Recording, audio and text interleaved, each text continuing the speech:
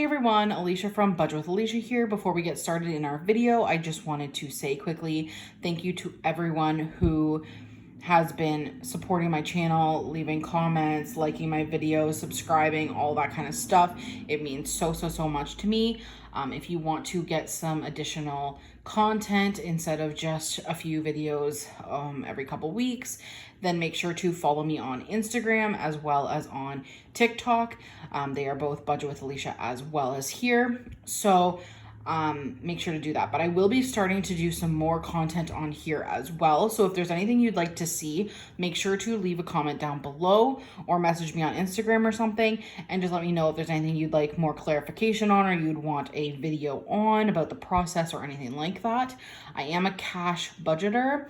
So I do not take my bills out in cash. That comes out automatically from my bank account, but I do remove cash for all of my variable expenses, which I call cash envelopes, and also for my sinking funds. So we are going to be doing a budget with me for the first paycheck in September, and we can get started here. So my income was a little bit lower because, let me just write this down here. And then Etsy. So I do have an Etsy channel, or two Etsy shops actually. I'll link them both down below. One of them has these trackers or budgeting sheets and a whole bunch of other stuff included in the bundle. Sorry guys, I'm losing my train of thought here, but a bunch of bundles for budgeting. And then I also have one where I make bookmarks. So it's not budget related, but I'll also link that down below if you're interested in that. Most of them are Taylor Swift related bookmarks, but there's also some other ones as well. And I am always creating new ones to maybe put up on my shop. So make sure to check that out. But my income was a little bit lower this time because I did take a couple hours off. So I was at $1,045.01. And my Etsy was $69.94 between the two. So my total income is $1,114.95, which is what we're going to be budgeting today. So we're going to write down our bills. So first is rent, and I pay that technically on the first, but I save it into my cash envelope. Each paycheck, I split it up.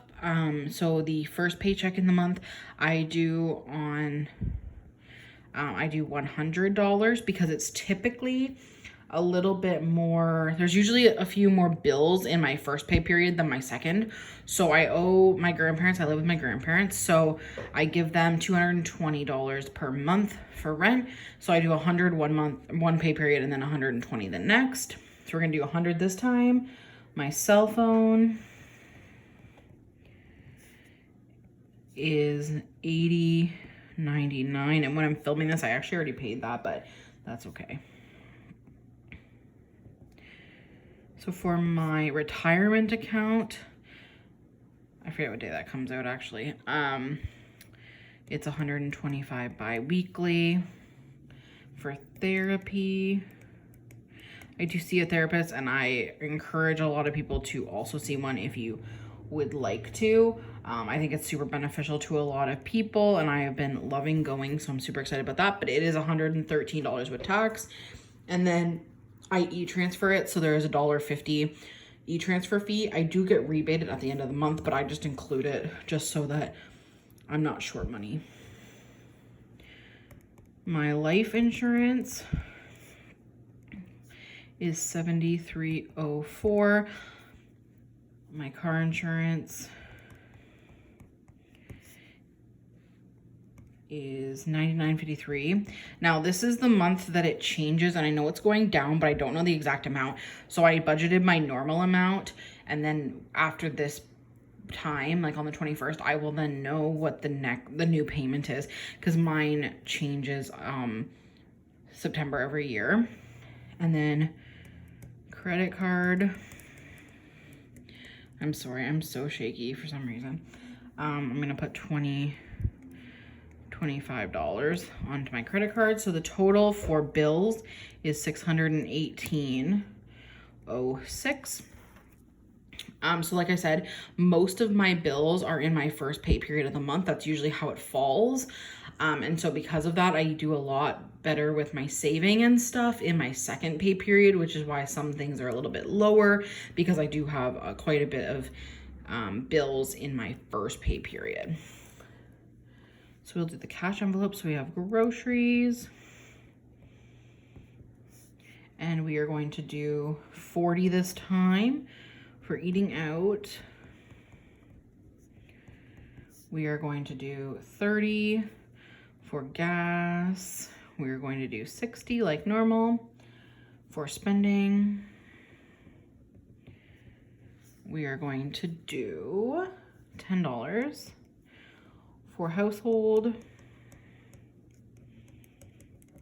We are going to do 20. And for Delilah, we are going to do 10. Normally I do 25 for household and 15 for Delilah, but because there's been so many, there's quite a few bills in this pay period, I decided to lower these a little bit. I lowered groceries as well. So I'm trying to deal with that. I usually have some money left over anyway, so I'm not too worried about lowering the amounts a little bit, but I did buy treats and food already for Delilah last week, so I shouldn't need to get too much, maybe just some litter, so that should be okay. And then I did buy a few things for the household last week as well, so I won't need to get quite as much. So that is $170. Then we're gonna go up here to the sinking funds. And we are going to stuff just a few of them this time. So we are going to do gifts. We are going to do Christmas. That's my big one right now. I'm trying to get that done. As well as Christmas giving. Those are my two big ones right now. We're gonna do getaway. We are going to do car maintenance. So for gifts, we're gonna do $10. For Christmas, we're gonna do 40. For Christmas giving, we're gonna do 15. For getaway, we're gonna do 10. And for car maintenance, we are going to do 50, which should be 125. And then I also have my challenge envelope, which is going to be 35. So that equals 160. Now I save my Etsy, so I'm keeping all the money separate for my Etsy right now because I haven't taken any tax money out or anything yet. I shouldn't have to pay too much tax because they're very new and I haven't made a ton of money, but I want to at least like separate them for now, and then at the end of the year I'll know how much I made, and then when I'm at tax time I'll know like what's left, and I can then at tax time next March or whatever I can divide the money I made in my 2020 Etsy or 2021 Etsy, oh my goodness, minus my taxes. I can divide those and or put that money towards something at that time. So I'm just going to be not using that money and pretending like it's like just savings money all the time and not spend any of it. So they're both actually getting $35. So I don't take my change out, I always round up. So it was $69.94. One was technically $35.38 and one was $34.56. So I'm just doing 35 for each of them and just kind of losing the 5 cents basically, because with one, I don't want to keep like little change for like in my envelopes or something. And then we also don't have dollar bills or anything, or in Canada we have loonies and toonies, so they're also change. So because of that, we have to round to the nearest 5 basically. And then we have dental and we have cushion. So dental is going to be getting $65 and cushion is going to be getting $31.89, and that should equal a zero-based budget, but we will go through here quickly and make sure that I did it right.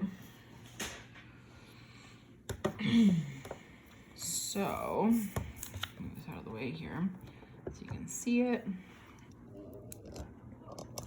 Okay, so we started with 111,495, and our bills is 618.06, and our cash envelopes is 170, and our sinking funds is 160, and bookmarks are 35 and 35. Then we're putting 65 into dental, which leaves 31.89, which is what our cushion amount is. That's what stays in my debit card, just in case something comes up that I need to spend a little bit of money on, kind of like a little bit of miscellaneous money. But anything I don't spend of this amount of money does go into my savings account at the end of the pay period. So for example, there was, I think, $70 left over last pay period. So that money went back into my savings account. So basically it is a savings, but it's just in case there's a little bit of buffer. But that is pretty much our budget with me for this pay period. Please let me know if there's anything else you'd like to see during my budgeting process, or if there's anything you'd like explained, like I said. But I will see you guys on Monday for my cash envelopes and sinking fund stuffing video, okay? And I will see you guys later. Bye, guys.